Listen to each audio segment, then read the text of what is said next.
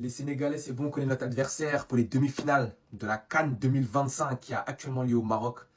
On affrontera une équipe qu'on connaît bien, l'Égypte, équipe que nous avons traumatisée en 2022, que nous avons privée de 8e étoile et d'une qualification pour la Coupe du Monde 2022 qui s'est tenue au Qatar. Moi, vous me connaissez très bien, Sénégalais nouveau, Sénégalais confiant, mais qui ne tombe pas dans l'arrogance, à bien différencier, pas de maladresse s'il vous plaît.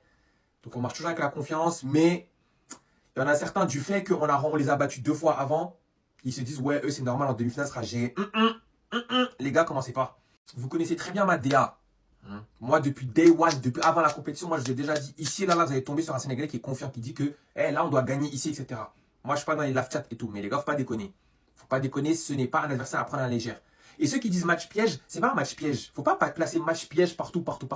Match piège, c'est quand tu affrontes un adversaire bien moins fort que toi, une petite nation, qui peut te faire quelque chose de bizarre. Tu peux perdre. Et là, les gars, c'est pas un match piège. C'est 2 équipes 5 étoiles. Là, on affronte une équipe qui a 7 étoiles. Là, c'est un gros match, c'est tout. Il n'y a pas de match piège. Donc, s'il vous plaît, même si on les a déjà battus, etc., et que dans l'effectif, on a un bien meilleur effectif qu'eux, et que depuis lors, notre effectif est devenu beaucoup plus fort, s'il vous plaît, humilité. Comme on a été, on marche avec la confiance, mais voilà, faut mesurer les propos.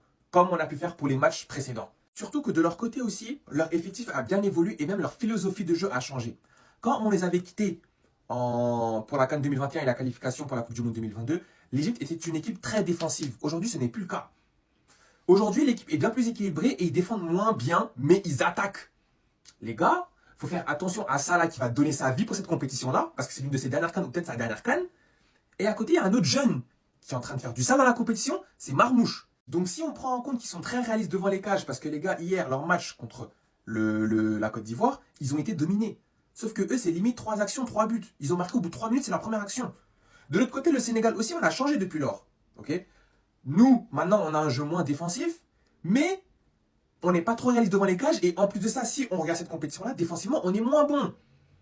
Donc dans ce match-là, il faudra être réaliste et défensivement, il faudra être beaucoup plus solide. Donc tout ça pour dire que les gars, rien n'est fait. La demi-finale, on se rapproche petit à petit de la finale, Inch'Allah, et de notre objectif qui est de remporter la compétition. Mais ne vous imaginez pas en finale. Soyez réalistes, les gars, on tombe sur une bête qui a faim.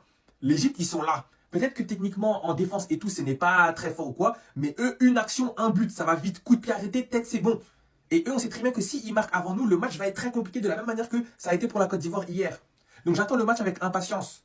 Et même si on avancera toujours avec confiance, peu importe l'adversaire qu'on aura, les gars, calme.